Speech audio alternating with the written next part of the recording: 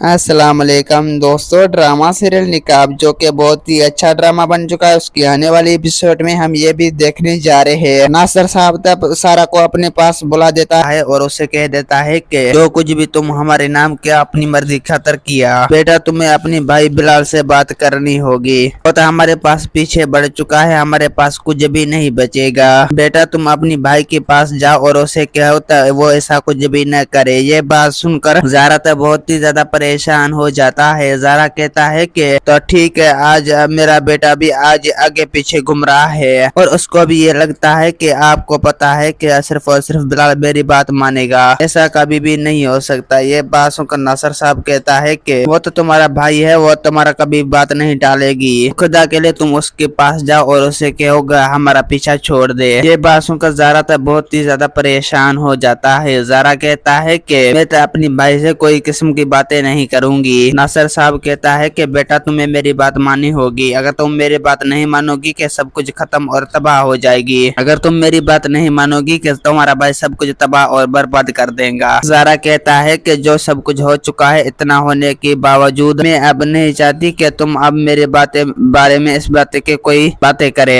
ये बात सुनकर नासिर साहब तो बहुत ही ज्यादा परेशान हो जाता है। नासिर साहब कहता है कि बेटा तुम जो कुछ भी कर रही हो गलत कर रही हो, तुम इस तरह नहीं करने चाहिए, तुम्हें मेरी जिंदगी को इस तरह तबाह और बर्बाद नहीं करने चाहिए। बस थोड़ा सा वक्त लगेगा, सब कुछ ठीक हो जाएगा। तुम्हें तो अपनी बिलाल भाई से बात करनी होगी, वो आखिर मुझे में देखा किया है, वो तो किस की चीज के लिए ये सब कुछ कर रहा है, आखिरकार उसे क्या चाहिए। ये बात सुनकर ज़ारा तो बहुत ही ज्यादा गुस्से में होता है। ज़ारा कहता है कि वो तो किसी चीज में नहीं आएगा, कानून उससे कहेगा वो ऐसा ही करेगा, वो तो कोई आपसे पर्सनली दुश्मन नहीं कर रहा। ये बात सुनकर नासिर साहब तो बहुत ही ज्यादा परेशान हो जाता है। दोस्तों उम्मीद है कि मेरा वीडियो आप लोगों की अच्छी लगी होगी। वीडियो अच्छी लगी तो वीडियो को लाइक और चैनल को सब्सक्राइब कहना। खुदा हाफिज।